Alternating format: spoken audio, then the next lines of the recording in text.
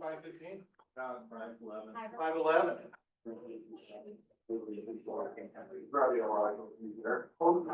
Always bring us cookies. So what I'll do is I'll bring the microphone maybe over to you too, and you guys, maybe you guys can ask, please stand up, face the flag. Okay? We'll do that in a couple minutes, and then we got a proclamation for you. And one or two of your leaders gonna talk a little bit about stuff, and then we're gonna have a couple of more presentations. And then after that, you're welcome to leave, or we can public comment. Oh, and we do have media here that wants to take some pictures of this, so we'll figure that out.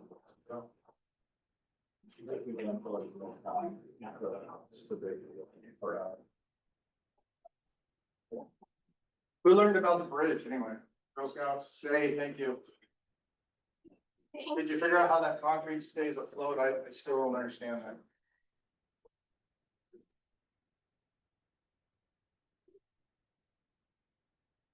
So now I gotta be patient, wait till 5:15.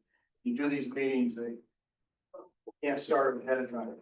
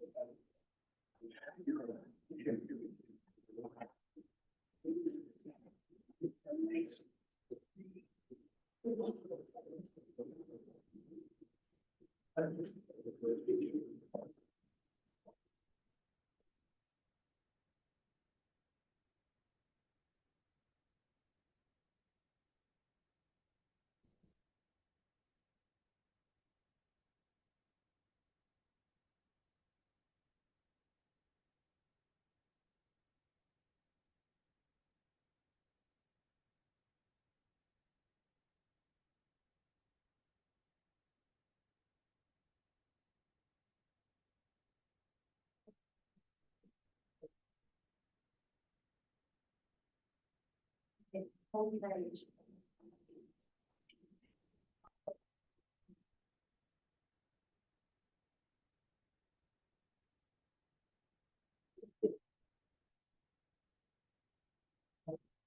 Oh, it's 5:15, so this is how we're gonna do it. We're gonna start our meeting. And the first thing we're gonna do is a pledge of allegiance. So we're gonna have the Girl Scouts lead us. Are we video? Yes. Tonight, so, okay, so They're not gonna be shown. they're not gonna be shown, Yeah, only. only the council, okay.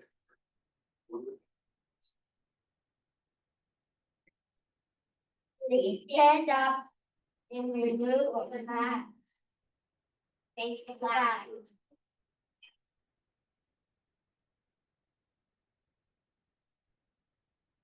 I pledge allegiance to the flag, United States of America, and to the republic which stands one nation under God, indivisible, with liberty and justice for all.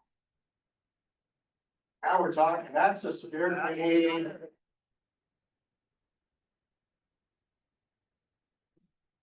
Thank you, everybody that came between the 4 and 5 to the meet and greet. At this time, we're missing somebody. So if we get a motion for city councilors. Your Honor, make a motion to excuse the absence of Tom Rojas Ian. There's been a motion by Councilmember Hornby and second by Councilmember Atkinson to excuse Councilmember Rosenstein, who's still in Japan, I believe. Any discussion or comments? Hearing none, all those in favor? Aye. All those opposed? Motion carries. All right, our first presentation is gonna be this Girl Scouts Day of Proclamation. Who does that?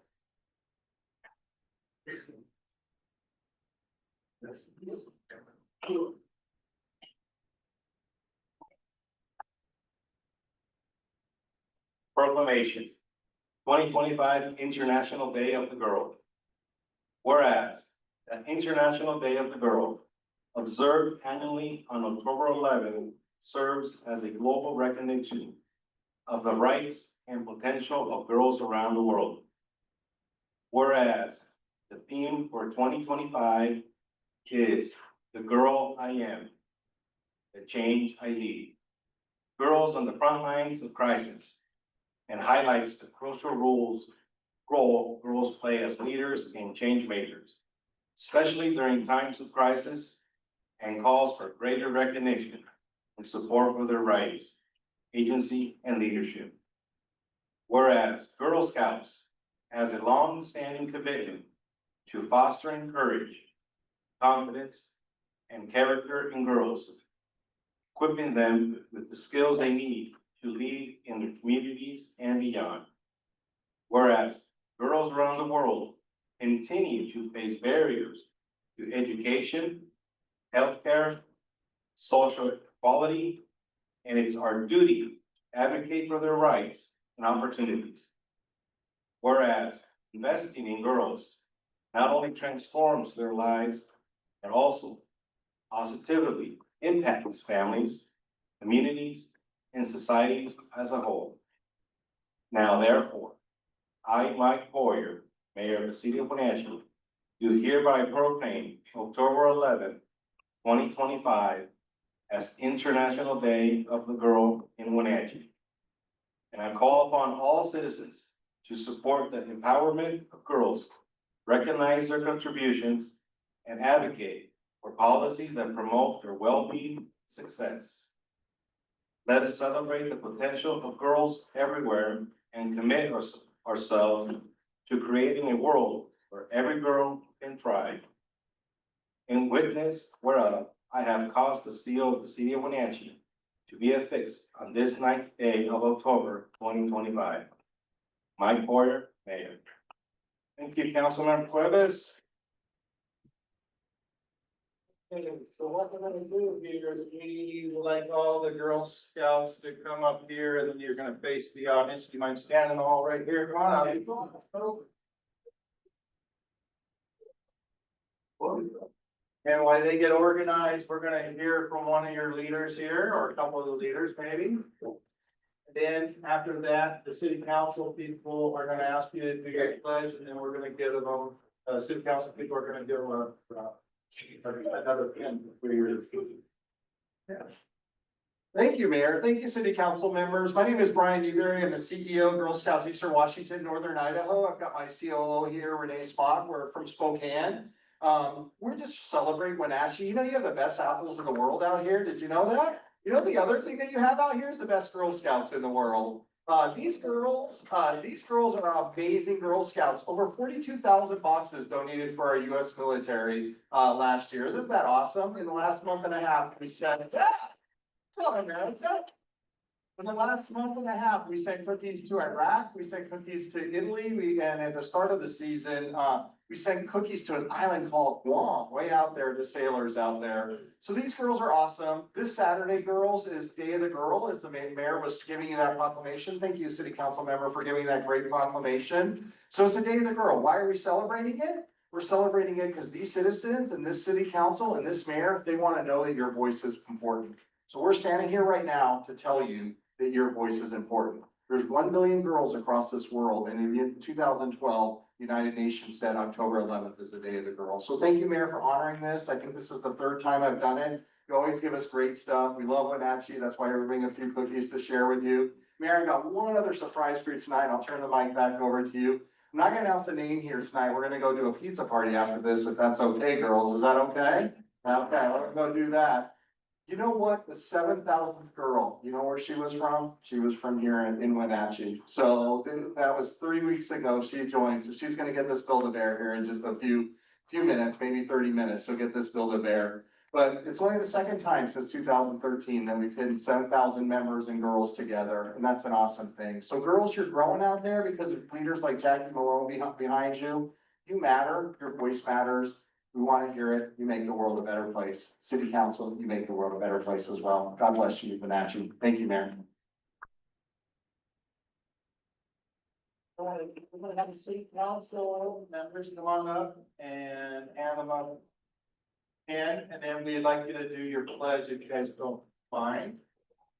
Promise, excuse me. I was never in Girl Scouts, but our city clerk was. First Tammy, she, please stand up. She was, see?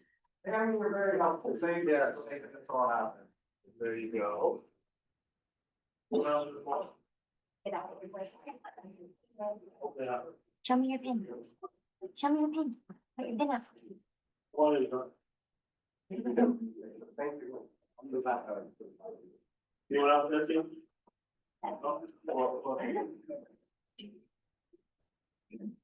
Everybody got one? Stand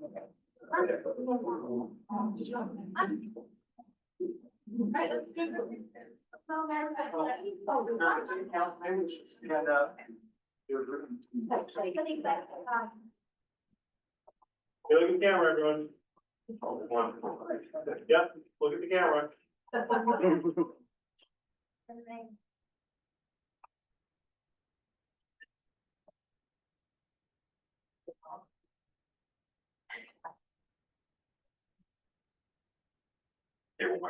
All right. Well.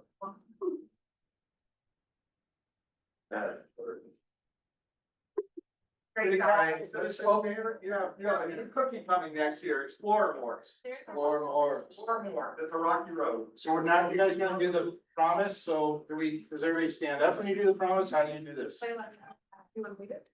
Um, Yes, please do. Please. Girl Scouts team, Please. next time. Stand. Lift the Girl Scout sign. I will do my best and be honest and fair, friendly and helpful, considerate and caring, courageous and strong, responsible for what I say and do, and to respect myself and others, respect authority, use resources wisely, make the world a better place, and be a good spirit to every Girl Scout.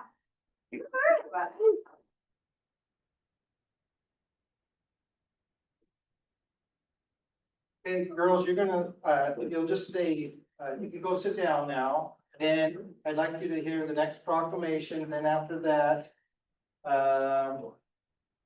if you wouldn't mind staying for like 5 more minutes, and then then be excused after that. So who has the Health Day proclamation?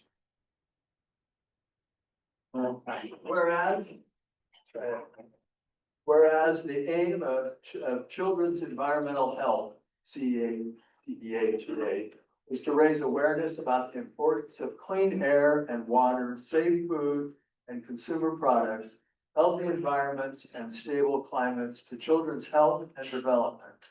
And whereas CEH Day was created by the Children's Environmental Health Network and celebrated for the first time on October 13th, 2016. And whereas CEH Day is observed on the second Thursday in October as a means to celebrate the progress of the children's environmental health movement and create a strong network of child health advocates. And whereas CEH Day is a national effort supported by individuals, nonprofit organizations, and government agencies. And whereas CEH Day encourages individuals and organizations to raise awareness and understanding of children's environmental health issues, seek improved protections for all children, perform acts of sustainability or environmental health wellness. And whereas together we can safeguard the health, safety, and well-being of our most precious resource, children. Therefore, I, Mike Boyer, Mayor of Wenatchee, do hereby proclaim Thursday, October 9, 2025, as Children's Environmental Health Day in Wenatchee, and urge all citizens to observe this day with awareness raising and environmental health and stewardship activities to create a healthier environment for our children. In witness whereof, I have hereunto set my hand and caused the great seal of the city of Wenatchee to be affixed this 9th day of October, 2025. Mike Boyer, Mayor. We have Lisa here. Oh, thank you.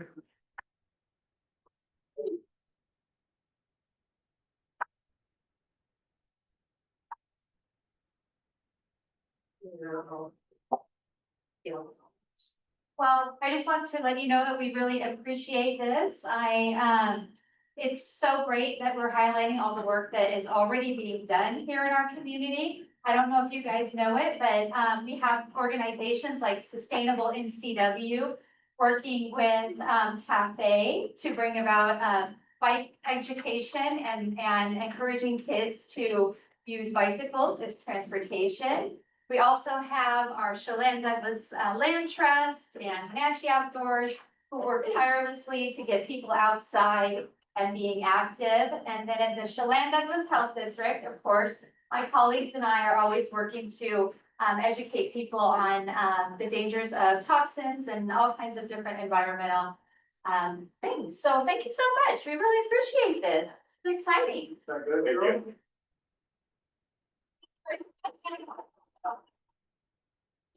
Lisa. Um,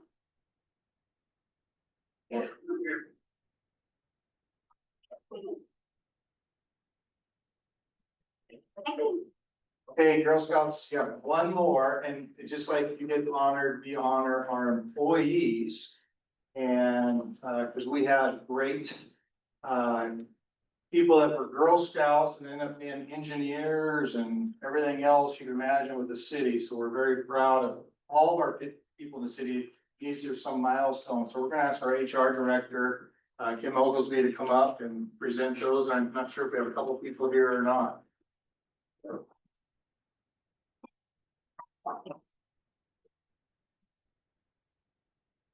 Good evening, everyone. Again, I'm Kim Oglesby. I am the new Director of Human Resources for the City of Wenatchee. And I have the remainder of my HR team here, Ashley Tosay. And we are proud to be here to present some service awards for the second quarter. So tonight, we are proud to recognize the second quarter service milestones for 6 outstanding employees. Each of these individuals has demonstrated unwavering dedication, professionalism, and a deep commitment to the City of Wenatchee. We extend our sincere gratitude for their many contributions and the passion they bring to serving our community. Their work makes a lasting impact on the lives of our citizens, and we are truly fortunate to have them as part of our team. Please join me in celebrating their achievements and thanking them for their continued service. So, we have, with 40 years, Rob Richards, Parks Maintenance Supervisor. Unfortunately, he was unable to be here with us tonight. 20 years, Paula Salter, Asset Management Coordinator. She was unfortunately unable to be here tonight. Also 20 years, Chris Hansen, Building Fire Code Official. He is here tonight, so let's give him a big round of applause.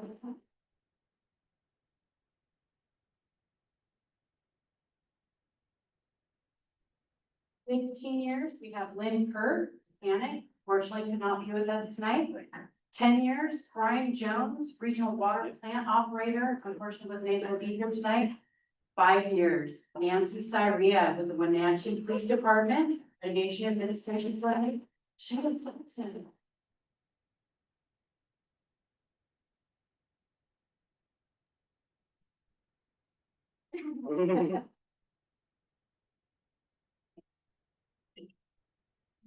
You might have to go down the hard. So, I think both their spouses are here, so let's have the spouses come up, take a couple pictures, and then Girl Scouts, you're excused after that. So, where's your spouses? No. She could probably.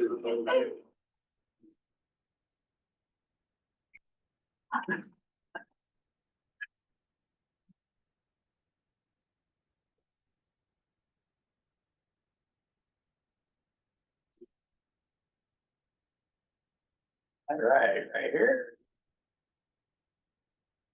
Great. Want to, you get one? Yes, yeah. Sure. Sure.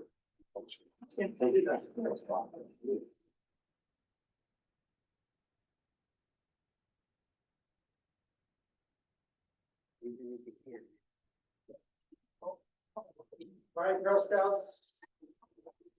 You're excused if you'd like to go, so you can go celebrate pizza party.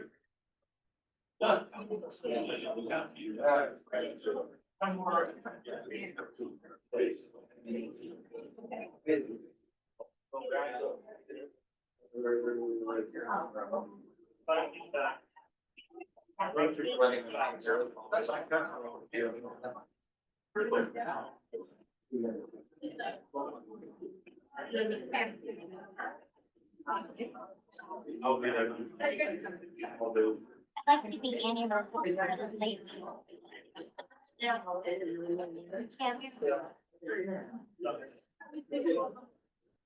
There's a little late, so I tell them 20 minutes to the doctor.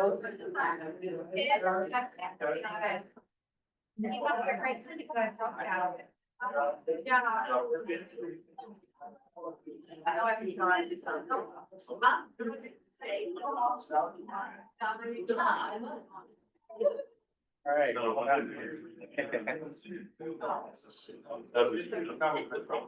Thank you, Mayor. Thank you, Mayor. Bye now. It's really nice to meet you. Thank you, Mayor. Thank you. Well, part of it was off right here. Counselor King.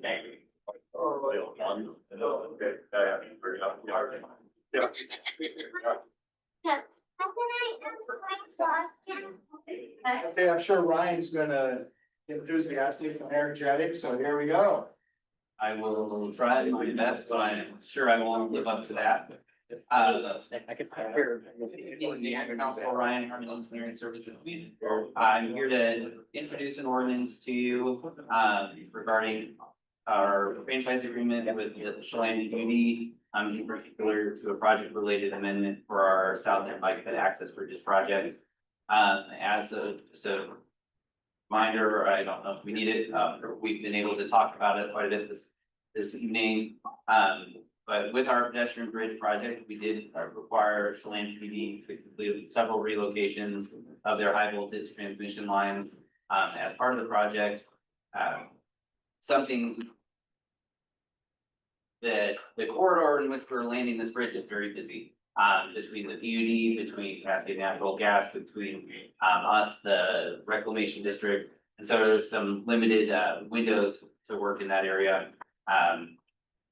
They also, the Chelan PUD had an additional height requirement that they needed to implement in order to get the clearance over our new bridges and ramp structures. And so that's what's led to them doing quite a bit of relocation work. This amendment is in particular referencing a single pole, is referencing the relocation requirement in our franchise agreement for a single pole located at the corner of Columbia Street and Bridge Street. It's been one where we, as staff, have been working with them to finalize that location or prioritize where it's at, so it can be forward compatible with anything we've got going on. We do have that Bridge Street improvement project that we've got planned, and it would be compatible with anything else at Columbia Street. But this is a very large pole, and they did purchase property adjacent to our right of way in order to fit the other poles. This is the one that's stuck in our right of way. So we wanted to reassure them that we're not gonna come in here and make them relocate it for our franchise again. So the crux of it is that for our franchise agreement, if we exercise the relocation requirement, they're protected for 12 years without having to relocate it again per franchise. This extends for this single pole up to 30 year or up to a 40-year time. We did review it. We did have legal rep or city attorney's office review it. I'm introducing it today. Open to questions. I'll bring it back to the 23rd council meeting for final adoption. Is this public works or finance? Thank you. Yes. Jesse King, project engineer, brought it to public services committee last week and kind of explained a little bit of what the project was or what this was as well. I know it was mentioned, like, maybe that we looked at it for the future, it's not kind of. Absolutely, yeah. We did want to make sure that we weren't, because of it being so large and a pain for them to have to move in the future, or for us to have to accommodate to make sure that we're looking ahead at what we could be at there. Any other questions, Ryan? Time? My question, I was in public services, so. The explanation of it. All right, thank you. This will come up in the next city council. At the next seat. Perfect. Yeah. Thank you for the update. All right, yeah, thank you. Finance director. Jack.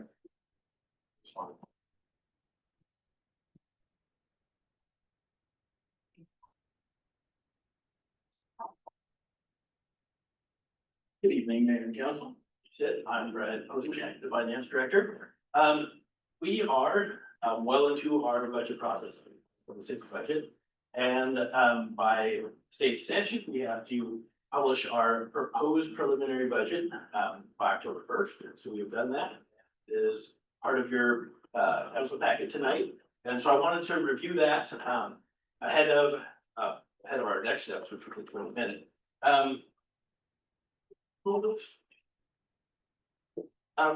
So as I kind of talk about each year with the budget, we start the 2026 budget process in July.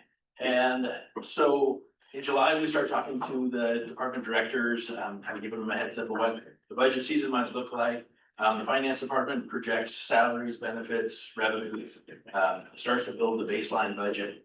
Then in August and September, the finance department works with department staff and the mayor to start combining a draft based budget. And then just a couple weeks ago, on September 25th, finance committee met and reviewed several budget requests and different needs that the city had that we had to weigh in on. And some of those, definitely not all of them, have been included in the proposed preliminary budget that you have in your council packet.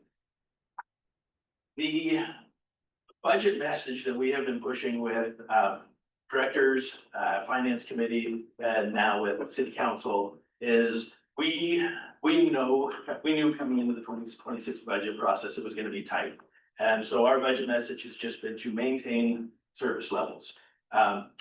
We do not feel that at this time we need to reduce our service levels. We aren't that concerned about our budget, but we also recognize that we are not in a position to increase our service levels either. So we really are pushing for maintaining our service levels. As you look in the council packet, we do like to focus on the general fund because that is where our general revenues come in. That is sort of that's the backbone of the city's budget is the general fund. And many other funds rely on the strength and the health of the general fund to keep going. As you start looking down through the different departments, you would normally you would see like a 4 or 5% increase on most of the departments. You will see a larger increase on several of them, like the mayor and the finance, or the first two departments under the general fund. If you do the math, the salaries and benefit lines, those are only going up by about 3%. That's the cost of living and our increase in benefits. Where it's hitting is in the services category. That's where the increases are. And these are almost 100% just changes in how we do our interfund billing within the city of Wenatchee. So I'm going to take a little detour and talk about internal billing and how our internal service funds work. I'm not going to get into the weeds too much because I wouldn't want to spare you that. But we have what we call internal service funds. These are funds that the equipment repair and replacement, insurance fund, our facility maintenance fund, information technology. These are all kind of administrative departments that support every single department, the police department, the community development department, streets, finance. They are supporting all of the other departments and funds. So what happens is those green bars on the bottom would represent the general fund, the street fund, the different departments. All of them throughout the year are contributing money to these internal service funds based on an allocation. But what happens is that internal service fund, it has a budget that it has to collect from all the other funds to operate.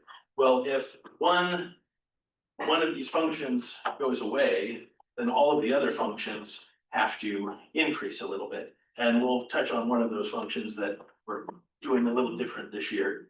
And also other things that happen, if that internal service fund ends up having increased costs, and we have something we'll talk about with the IT department. All of those other funds and departments have to contribute more. So that is what, those two factors are what are driving those larger increases that you see in the departmental budgets. So it's one thing that when you look at, you might think, whoa, what's happening here? And it is really, we're readjusting how we allocate to make things a little bit more accurate and a little bit more understandable department by department. A couple of other larger increases that you'll notice as you start going through the general fund departments. One department that you'll see, Department 13, we keep track of our public defender costs, our court costs, and our jail costs. Those are all contractual service agreements we have. And you'll see that's gone up $1 million since 2024. And we will get into the details of those, but the main cost driver for that is proposed increase in our jail contract and our public defender contract. We'll get into that in a minute. One thing that looks odd is the museum department is zeroed out. That's what's actually happening is we used to keep track of several different costs in this museum department.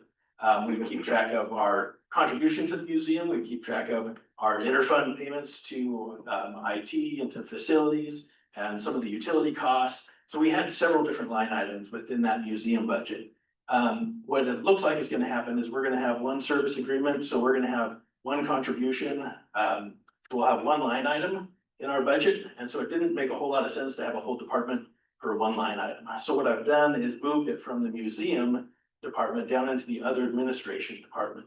So the other administration department, you would expect that to have increased by 600,000 because that's where it moved, but it is basically, it hasn't increased that much. And the reason goes back to that interfund activity. This year, to make things a little bit more accurate, in the general fund, we used to charge, I am getting into the weeds, I apologize. In the general fund, we used to, we would charge our insurance costs all to the other administration department. To make things more accurate, we made our allocation a little bit more precise. So now we have moved that, some from the other administration. Now we've allocated some of that to the mayor's office, some of that to the finance department, to these other departments. That's why that line item in the mayor and the finance department have gone way up, is because we've shifted it from other administration and the other ones. So that is all I'm going to talk about that for now. So I'm hoping that's as far in the weeds as you have to go with me. Revenues, okay, well, maybe I'll get in the weeds a little, but these are interesting. Revenues, we've got, if you can see that, the sales tax is steady. Last year, sales tax was rough for us, and we actually declined in collections. This year, we are kind of back on our normal growth trajectory from last year. Our growth in sales tax and utility tax is steady. I wouldn't say it's amazing, but it is steady. How we had, it's not surprising. And those increases typically cover our salary and benefit increases, our normal contractual increases that we have. So our revenues usually go right along with our expenses, and it's pretty clean. A couple of things, see, property taxes is a placeholder. I'll be asking council to adopt a property tax ordinance next month. Once I get information from the county assessor to be able to put those numbers together. This is an estimate of the regular 1% plus our new construction that we would normally take. Licenses and permits, those have been, our permit revenue has really been knocking it out of the park. It's one-time type of revenue that we're getting from large building projects that are happening within the city. So that has been exciting to see. Our intergovernmental, you'll see a big negative there. And the main driver for that is because we had a $430,000 grant to cover 2.5 police officers' salaries for the traffic safety unit. And that, we knew it was going to go away. It was a few year grant. So that's not a surprise to us. And we had expected to cover that with just a regular increase in revenues. Also get to that in a second. Miscellaneous, I figured I'd touch on this. Miscellaneous shows a decrease of 100,000, and the main the main revenue in the miscellaneous category is our investment interest revenues. And right now, we are using a lot of our general fund cash to cash flow some of our large grant projects like that Blue project. And so the general fund doesn't have as much cash in it because it's loaning that out until we get reimbursed for it. And so the general fund is gonna forego some interest revenue, and so that is going down a little bit. So now, what I really want to focus on is the general fund totals. If you start at the bottom and look at the total net income, it shows a negative of 1.2 million. The way budgets are structured, our revenues are usually a tiny bit conservative. And so we will probably bring in a little bit more revenue than what we have budgeted. Our expenses, those are set by RCW. We have to stay under budget on our expenses. So we'll probably spend roughly 98% of that budget. And when all said and done, that negative 1.2 million will probably be break even. And so I'm perfectly fine with having our total net income at a negative 1.2 million in our budget, because when the light actually plays out, we will break even. What I am nervous about is when you look up at the recurring at the top, our net recurring is negative by almost 2 million. And we separate out our recurring from our non-recurring, or our one-time revenues and expenses. And we do this because we don't want to take our recurring salaries and benefits and budget them based on one-time revenues. But right now, that's exactly what our budget is built to do in 2026. And one thing you will notice, because we had talked to the departments before our budget request process about how tight this budget was going to be, when you look at right in the middle of that spreadsheet, the non-recurring expenses, these are kind of the one-time requests that departments make on the general fund. The last 2 years, 2024, well, last year and this current year, in 25, we were able to approve about $1.5 million of one-time expenses. This year, you can see we held way back on that. We pulled back, so there were a couple $100,000 of one-time expenses that we feel were necessary to maintain our levels of service. So, kind of getting, so what, and again, this is gonna be a little trickier on the smaller screen. We had a 10-year projection kind of modeling we do for our revenues and expenses in the general fund. And the green line represents our revenues and the red line represents our expenses. In 2020 and 2021, our green line was above our red line. That is somewhat because a COVID effect where we did receive federal COVID money. And because things were shut down, we were not able to spend as much as we would normally because you just couldn't do as much. And then once we got back to being able to spend in 2022 and 2023, we did use some of that COVID money for increasing service, well, not increasing service levels, but adding benefits to parks, to streets, to different services. And then we got back on track in 2024 with our revenues above our expenses. And then we budgeted 2025 basically to break even again. And now looking at 2026 and forward with this current budget model, our revenues are going to continue to be under our expenses. And that is not a sustainable, that's not a sustainable line. So what you'll see as we look at our prior few budgets, 2023 and 2024, we basically budgeted a break-even budget.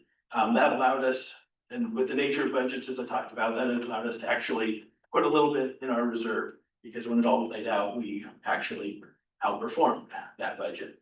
But we had that budget to break even. 2025, we had some increased costs like the jail contract. We put in a placeholder. We don't have that settled yet, but we put in a placeholder of where we kind of hope it would end up.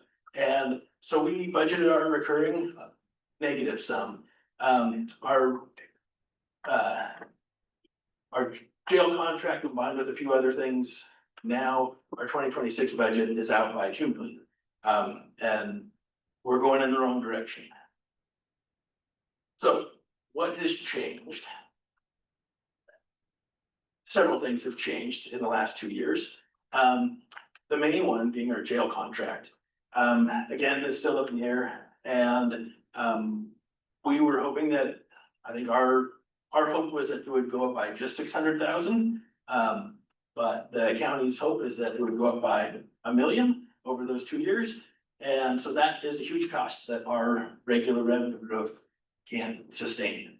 Our public defender costs are going up because the state imposed caseload limits. And so now we have to have a lot more public defender attorneys for the same number of cases. So that contract is increasing by almost 400,000. Our insurance, we're part of a risk pool for cities, and insurance costs, they can explain it way better than I can, have gone way up. And so it's gone up 600,000 over the last couple of years. And then again, that loss of the traffic safety grant, we anticipated that that was going to go away. But we figured our regular revenue growth would cover that when the time came for that to go away, which it would have, had it not been for some of these other items. And so in total, that makes up that 2 million difference between where we were 2 years ago and where we are today. So Mayor and I are not really comfortable adopting a budget that recurring is out at 2 million. So we've got a little work to do between now and middle of November when we bring this to council for adoption. So the main option that we are seeking council's advice on is the state legislature this year authorized a public safety sales tax that city councils can do council management. This 0.1% public safety sales tax would fill that hole of what our public safety contract increases have been. The 1 million, possible 1 million from the county jail contract, the 400,000 for public defender, the maintaining those 2.5 police officers. This would be able to fill that and maintain our current levels of service. If we brought it to council in November, December, it could go into effect April 1st of 2026. And because it's going into effect after the first quarter of the year, it would bring in about 1.2 million to the general fund. It wouldn't necessarily plug that entire hole for 2026, but moving forward in the future for 2027 and beyond, that 1.6 million would fill in that hole. I know we talked about the transportation benefit district sales tax a little while ago, and how a 2/10 would cost $40 for the average household. A 1/10 for public safety would also cost approximately $20 per year per household in Wenatchee. And the nature of sales tax, it spreads that revenue among many more people than just our city residents. So it is the most cost-effective way to fill our budget hole for our citizens. With option A, that same model projection shows, again, 2026 maybe still a little bit behind. Actually, no, 2026, 2027, it's close. And then that is able to maintain our revenues above our expenses into the future, which allows us to maintain a reserve at pretty much our recommended level that we want to maintain our reserve at. The other option, which I'm not a huge fan of, is tightening our budget, which will also increase our risk. We have part of our one-time request that we had, that we felt like we need to keep to maintain our level of service, is replacing our core servers in IT and implementing a new phone system. That's a couple $100,000, and the risk of not doing that is having our network go down and then having to order those servers and having an emergency and stopping city business for a while. And And I believe early next year, our current servers, maintenance support contracts expire. I think our phone system support contracts have already expired.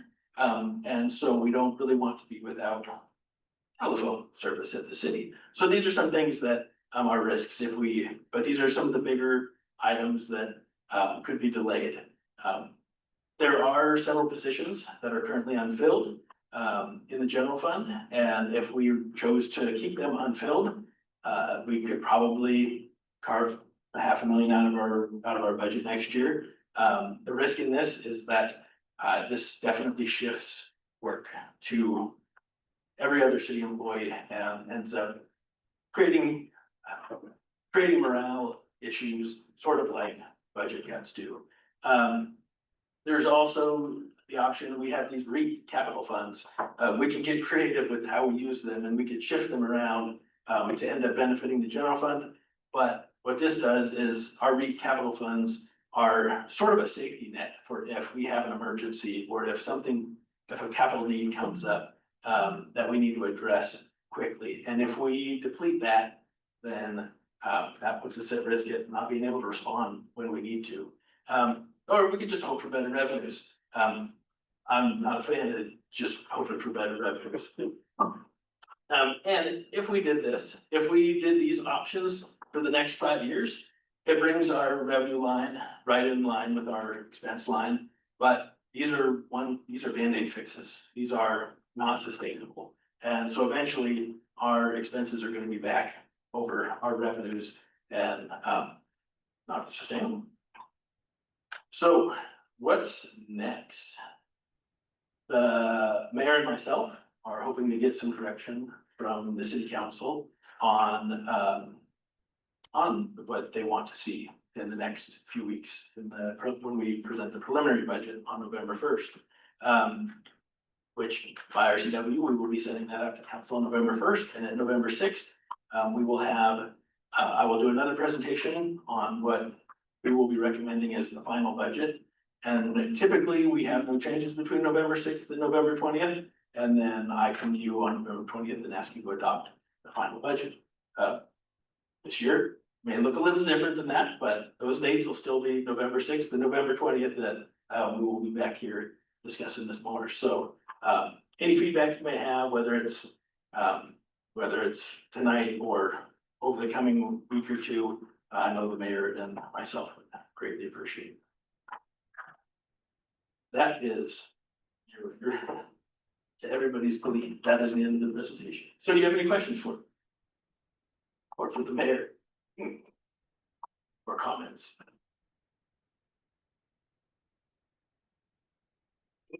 I would just like you to repeat again what this actually means, the 0.1% for our communities. So did you say $20? Yeah, so assuming that the average household spends $20,000 a year on taxable goods, so not their rent, not their utilities, not their groceries, but on taxable goods. If they spend $20,000 on average, then that 0.1% comes out to $20. Yeah.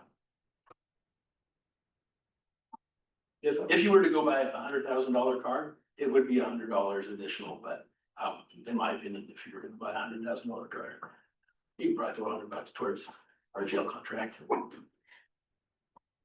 Could you show that slide again, Brad, the one that shows the 1/10 of 1%? Yeah, oh, I meant the graph, yeah, you just passed, yeah, so that gets us closer to our recommended reserve level too, right? The other one, we were quite a ways below it. Absolutely.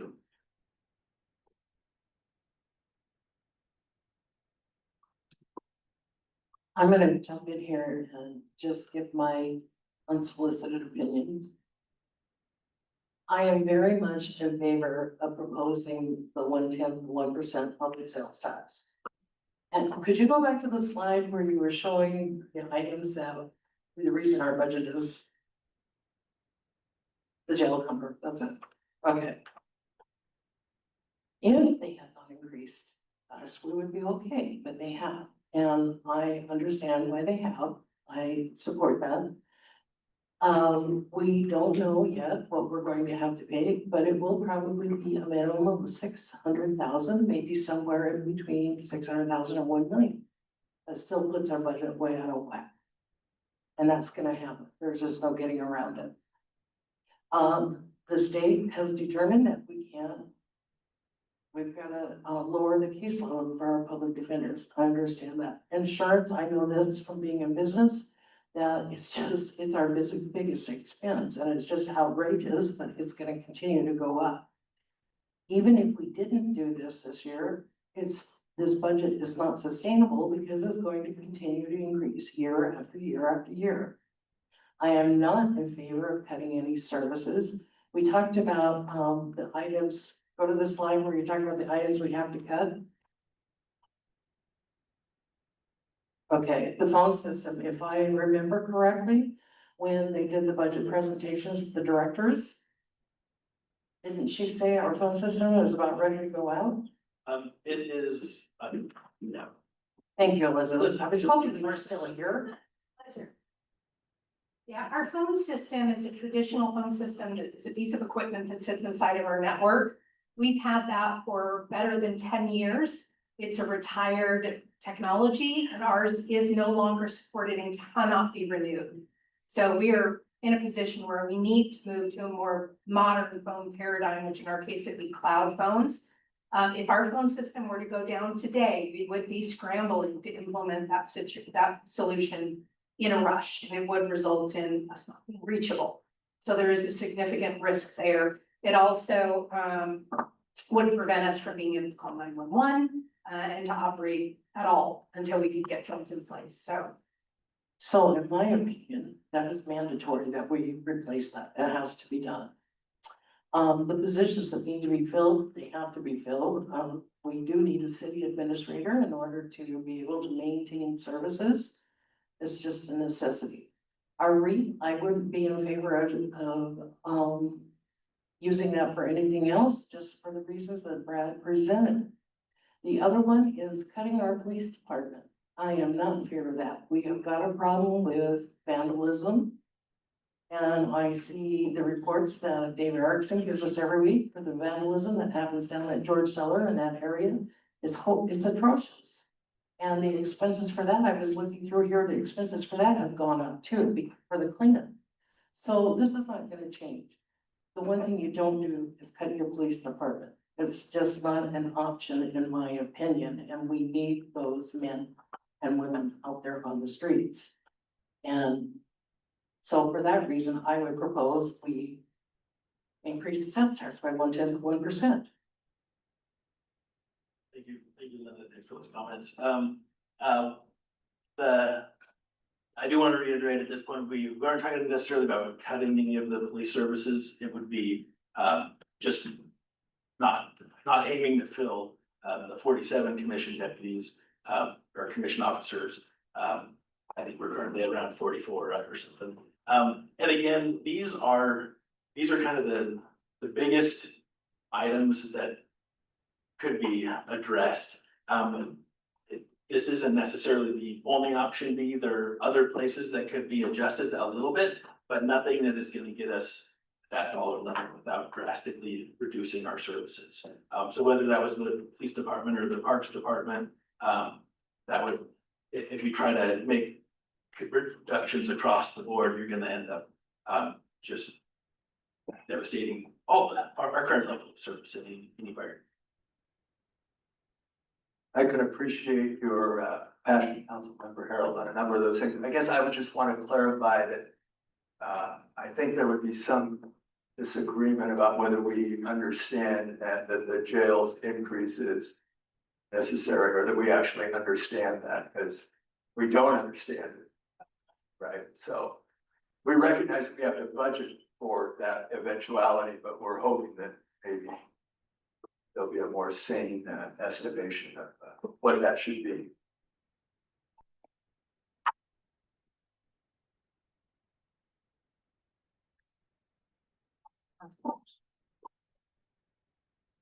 I completely agree with that. And one of the questions I had, I probably don't have an answer.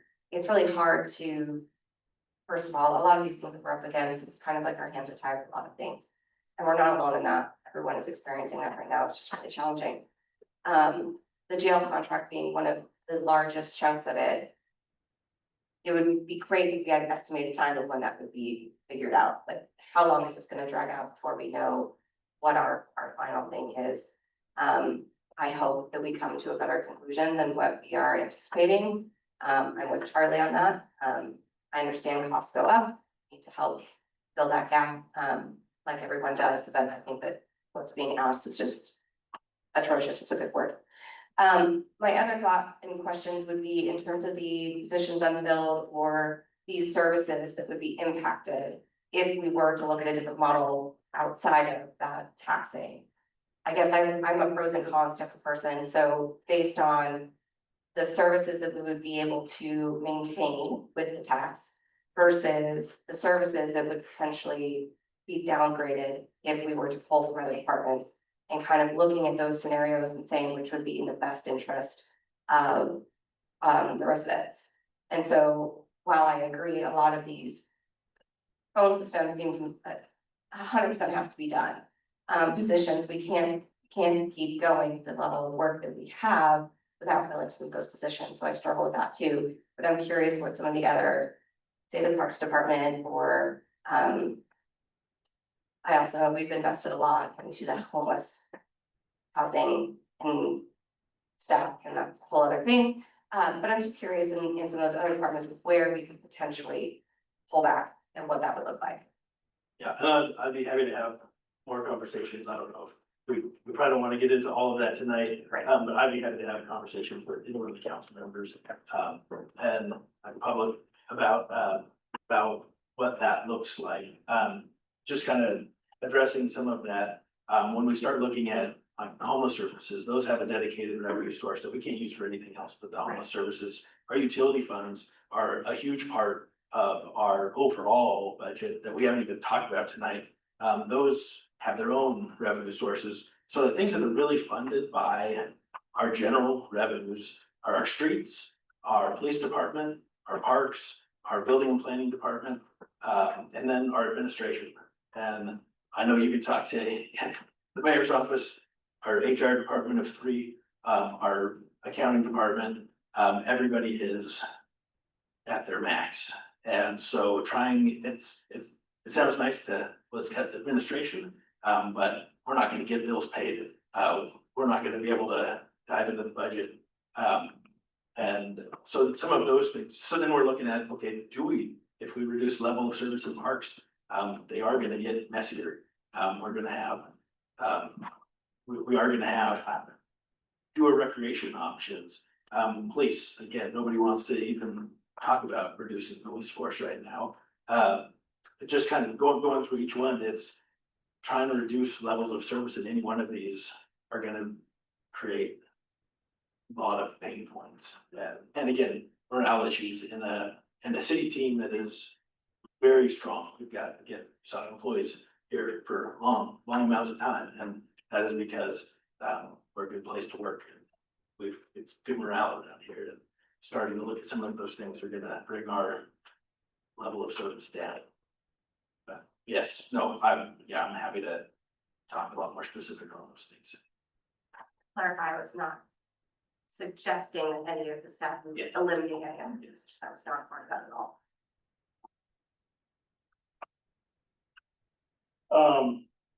Budgets are tough. This is a tough time of year. And Brad, you brought up something that, level of service. I kind of want to explain that a little bit. I think our city runs extremely thin.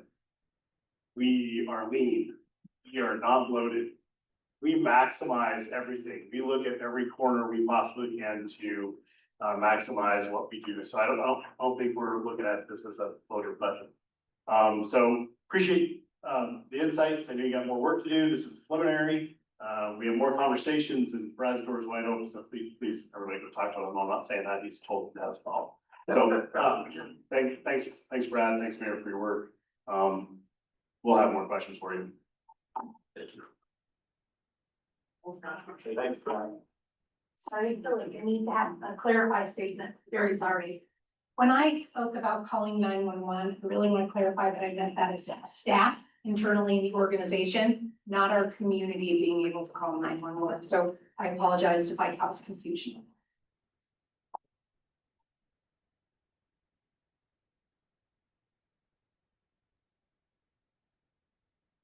Brad, seems good.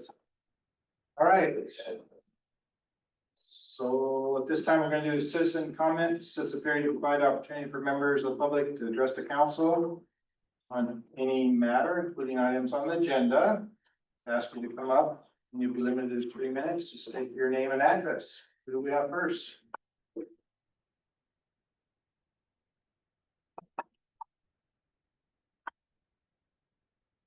Seeing none, we'll go to our consent items. Your Honor, I'll make a motion for the city council to approve the agenda, vouchers and minutes from previous meetings. To approve addendum number 5 in the real estate purchase and sale agreement with the Diamond Food Group LLC. For the former fire station building located at 136 South Chelan Avenue. And authorize the mayor's signature to approve the Wenatchee Development Agreement number 2. To approve resolution number 2025-34, confirming the appointment of Maria Holman to position 2 on the salary commission. And to approve resolution number 2025-36, confirming the initial appointments to the Wenatchee Junior City Council. Second. We have a motion by Councilmember Atkinson and second by Councilman Navarro Gomez for city council to approve the agenda vouchers and minutes from previous meeting to approve the addendum number 5 to the real estate purchase and sale agreement with the Diamond Food Group and Liability Corporation for the former fire station building located at 136 South Chelan Avenue and authorize the mayor's signature to approve the Wenatchee Development Agreement Amendment number 2, to approve resolution number 2025-34, confirming the appointment of Maria Holman, position 2 on the salary commission, and approve resolution number 2025-36, confirming the initial appointments to the Wenatchee Junior City Council. Discussion or comments? I just wanted to take a moment to say thank you to our wonderful Betsy Espinosa, who is here, one of our future junior city council members. A big applause for Betsy. She is friendly, she's great, she'd like to interact with our city staff, so thank you, Betsy, for being here. I know she's lots of experience that she brings to the table, and we're just thankful for her and for her father that is here today. Yes, we sent out a late notice to the candidates or now appointees, now officially junior city council members, that if they wanted to come tonight to attend. And so great to have you here, Betsy. And don't feel like you've got a stage of the bitter end. You probably have homework. Yeah. But also wanted to say that we're hoping to have the entire slate of them at our next council meeting. So we're giving.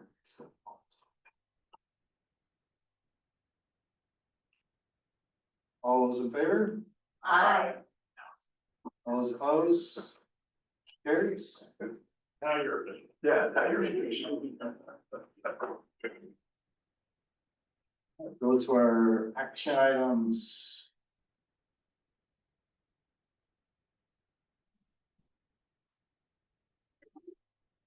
Good evening again, Mayor and City Council. I am presenting to you this evening a MOU between the city and the AFSCME union. The request is for a motion to authorize the mayor to sign a memorandum in the city and AFSCME to add a new position on the wage scale. This position is for a maintenance worker 1 water. City staff does recommend this new position. This position is paid by the utility fund, not the general fund. I feel like I should have gone before Brad. That is what is pushing. Any questions?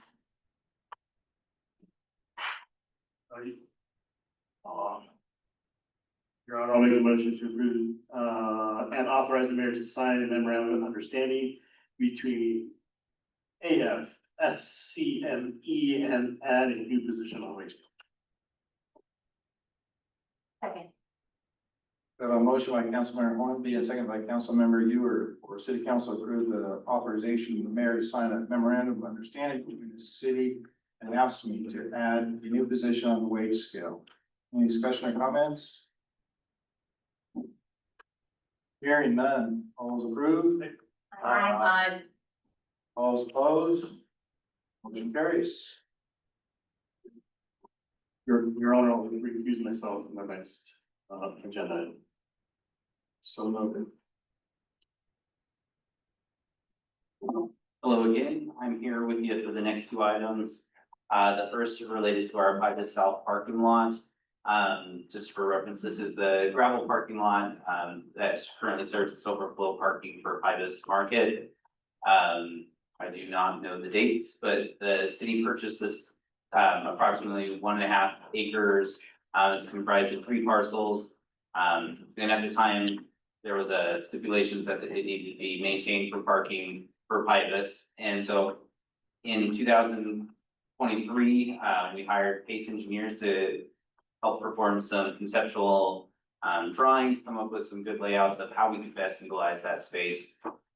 Through it, we went through the alternative analysis, brought 2 different alternatives to the Public Services Committee at the time, and moved forward with concept B or option B, which was included in your council packet. So this one is one where it needs to overall grading the site, getting rid of that 2-tier layout that's there, flattening it out, making it pretty usable, really maximizing the number of parking stalls while also allowing for us to follow our landscaping requirements, and just at the same time make it usable, but pretty at the same time. The hard part about that is that it came with a pretty high price range that we didn't have funding for. So we took that recommendation or that request for option B and started looking for some funding options out there. And so looking at different options, Pybus, in partnership with the city of Wenatchee, pursued a grant through the Department of Commerce to support EV vehicles or electric charging vehicles.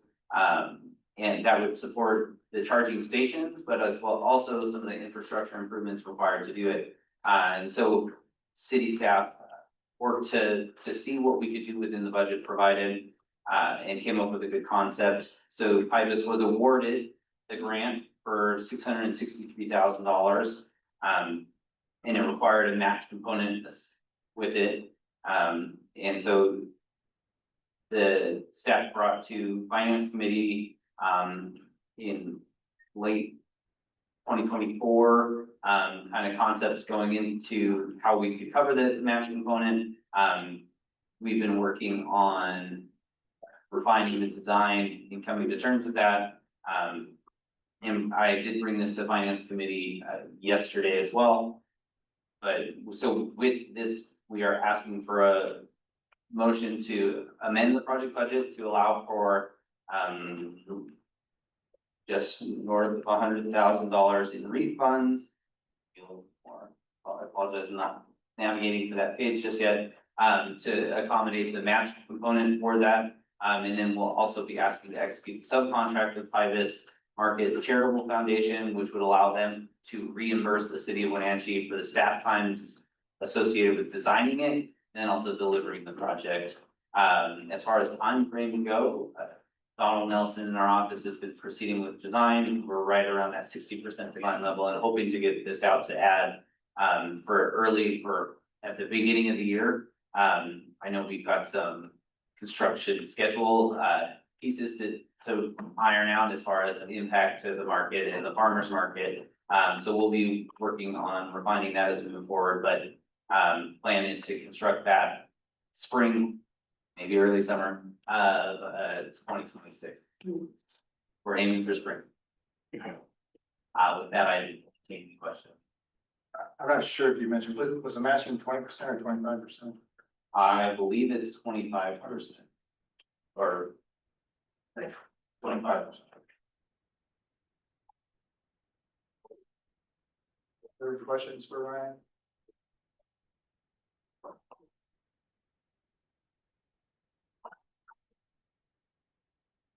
Hearing none, I'd entertain a motion. Your Honor, I move for city council to approve an amendment to the project budget and further to authorize the mayor to execute a subcontract with Pybus Market Charitable Foundation for work associated with city project 2317 Pybus South parking lot. We have a motion by Councilmember Harold, a second by Councilmember Cuevas for city council to approve an amendment to project budget and further authorize the mayor to execute a subcontract with Ibis Market Charitable Foundation for work associated with city project 2317 Ibis South parking lot. Any discussion or comments? Again, Councilmember Hornby will not be voting. All those in favor? Aye. All those opposed? Motion carries. Before you start, tell us where Nicole's at. Please, yes, thank you for that introduction. I'm here on behalf of Nicole Brockwell today. She normally would be presenting this. She is busy this evening receiving a 30 under 35 award to the Wenatchee World. She's had a great year. She just successfully completed the ABWA Emerging Leaders Academy. That's a national program. So she was recognized for that in September, and then now in October, being recognized as a local leader as well. So yeah, she's off doing that. If you see her, please congratulate her. So now I'm here in front of you for our South End Bike Ped Access Bridges project. Seeking authorization to approve a construction change order. This is change order 6. And I'll explain a little bit at the number of that in a second. But essentially what this work entails is for our design, we've been using a higher voltage configuration. That's what's out there existing. And so that was what we were going to pull off of that, put that into the new rail lighting throughout the bridge. It also serves for the BNSF railway has a switch station right there. There's power off of this that supports that.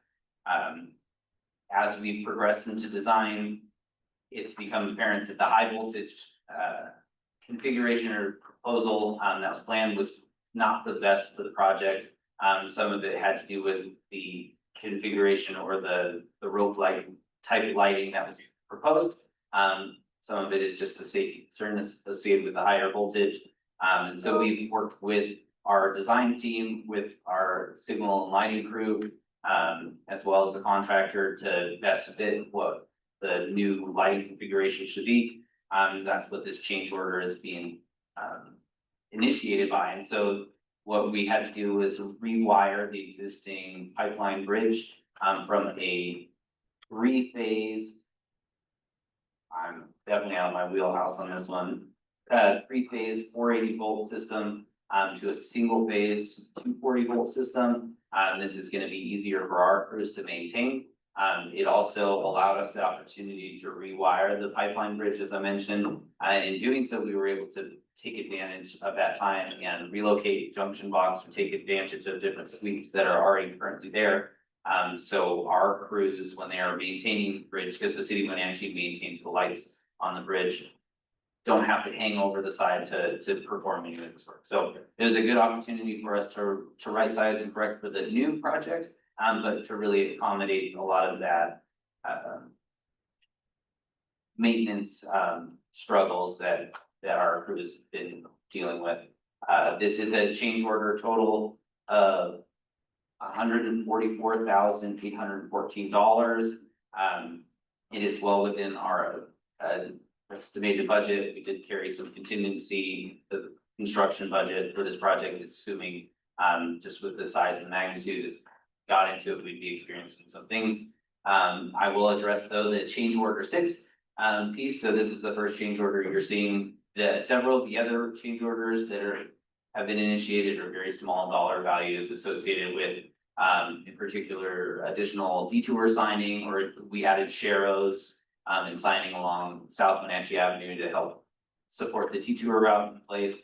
We had some insurance requirements that we had to revise in order for our contractor to complete work within BNSF railway right away. And then a couple of them were initiated, but haven't been refined as far as the final dollar values. So the change order 6 is executed prior to a few of the other smaller dollar value ones. With that, I would ask for any questions and I can help provide some more clarification. Won't be too hard on James. You're not a musician on this form. But usually when you do an electrical change, it is a increase in service, not a decrease. Is it because you don't phase 3 to 1, like, Understood. and that's not like you don't anticipate further need in the future? Sorry. We had a wonderful discussion as an engineering group as to what it's related to, and so, it sounds like. Okay, yeah, again, I preface that this is definitely on my wheelhouse, but the three-phase system, going from the three-phase to a single phase actually leads to improvements in efficiency in the way that you know. Yeah, I'm not gonna speak words, cause I know I'm gonna be wrong. That's perfect. What you said. But the wavelengths, the way that they're Increasing using it, you're gonna be hitting it, it's gonna be more efficient, in following that. Wonderful. She would have known better. Thanks, thank you. Yes. Somebody else could run questions. I'm gonna guess, also upgrading the lights, I'm gonna guess, different, takes a lot less. Yes, yeah, so the original configuration, would have been rope lighting, that would have been within the railing system. One of the another key factor is that we've got radiuses throughout our ramp structures, that the lights, in order to put in the railing where the lights are gonna go, it was twisting and it was not gonna be terribly constructible. So this allowed us to accommodate that. And these are gonna be more quick in place lighting. It's gonna be a lot easier for our maintenance staff to go in and address. It's a lot of lights, a large number, but it is gonna be a must or something that they can go and address really great. Thanks, Ryan. Any other questions? I'll take a motion, city council to authorize the mayor to approve the construction change order number 6 for the city project number 2201.2, South End Bike Ped Access Bridges Project, pending WashDOT concurrence. Second. We have a motion by Councilmember Cuevas and second by Councilmember Atkinson for city council to authorize the mayor to approve the construction change order number 6 for city project number 2201.2, the South End Bike Pedestrian Access Bridge Project pending Washington State Department of Transportation concurrence. Any other comments or discussion? All those in favor? Aye. All those opposed? Motion carries. Thank you. Mayor's report, do we have anything? Tom, were you gonna? That was it? Oh, I think Chief had something. Good news, right, Chief? Oh, the best of my ability. So good news to the best of my ability at all times. Just a couple of things that have gone on the last couple of weeks that are great news. We had ordered a new armored vehicle as a region, for our SWAT team, so we could replace a surplus one that's quite frankly not very friendly to use or work on or do anything else with. And so the surplus one can go back to the Army and they can have it, but our Lenco Bearcat is complete and ready for delivery. So that will occur here in the next month or so. We have to send a couple people back east to inspect it, and then it'll come out here in a truck. And we'll put it in service, and we'll try to have it available for everybody to see at some point in the near future. So it's a big move forward. On the personnel side, Officer Rubia cleared FTO and is now on the road and ready to go here as of last week. And thankfully, 4.5 weeks ago, we graduated 3 students from Leah in Spokane. 2 of them, Officer Clausen and Officer Clifford, are already in FTO, and very good news, Officer Hausman finally turned 21 last weekend, so he is now in uniform as well and can actually start field training, and we can actually put into work because he's now legally able to carry a firearm and discharge the duties of a law enforcement officer of the state. We really got away with one getting into the academy when we did. We wanted him in that class. We got him in there at the state criminal justice training commission. He is now ready to go. Thank you, Bishop. Got a couple good highlights. Yes. All right. Want to go down the line, Linda? Tuesday. Can you hear me? Yeah. Okay, Tuesday, I attended the District 3 Legislative Priorities meeting out in Ashburn at Mount Wilson 11. And AWC was there presenting their legislative priorities. A lot of the cities are in the same, spot we are. They're all trying to figure out how to balance their budget, and it's not been an easy process. And when we talked about the increased jail costs, they were all shaking their head, yes, they've got the same problem. It's hitting their budgets pretty hard, so. And, there was a good meeting, lots to share there. I was able to attend the Douglas County ribbon cutting for their renewable hydrogen production facility. Very, very cool, very innovative. It's really amazing to see the kind of innovation that comes out of our area. Highly recommend, pulling in for some resources to get some more information on that. It will now be closed to public, so no one else will be able to see it just due to the nature of the business. But it was really fantastic, lots of great, representation there, and just happy to represent the city. Thursday, just before city council, I was in a possibilities tour with the WDA. So my assignment was to talk about best practices for VCs, and we had someone there that was a landlord, so we will talk about that for half an hour, give a presentation. And then I was in Misawa or Japan for the rest of the week, so I missed most of my meetings. It was great experience. There's 15 delegates. Mayor Crawford from East Wenatchee, Top, and I were the officials, but then we had 15 of us total. A great experience, 5 youth, and the rest were adults, so wonderful. We'll be giving a presentation next council meeting. Those of us on the finance committee had the opportunity to hear Brad twice in 2 days, so, yeah. And with regard to the museum,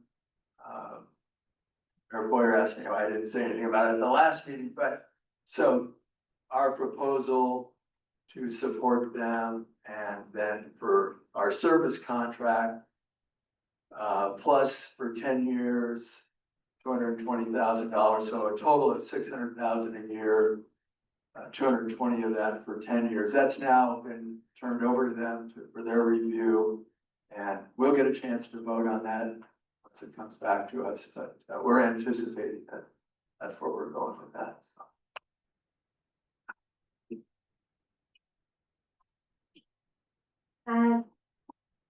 So I had the pleasure of joining Josh Messina on a little tour around our town, and I was really, I felt really blessed to be part of this community and to hear all the great things that our city is doing in regards to low barrier shelters, homeless population. I was really excited to hear all the connections and the beautiful way that our city is working with all of our homeowners and businesses to help them better understand what they do in the case of having homeless people camp encampments. So it was really nice to see how our city is really partnered not only with our train station, but just all the people in close proximity. So I was really excited to see that.